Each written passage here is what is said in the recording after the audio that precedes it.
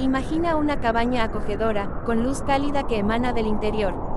Afuera, la nieve cae suavemente, cubriendo el paisaje en un manto blanco.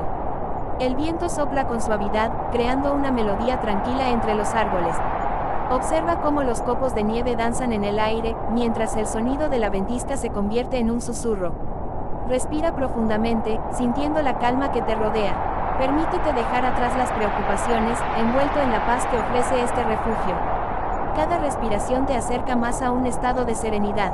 Disfruta de este momento y déjate llevar por el silencio de un paisaje invernal.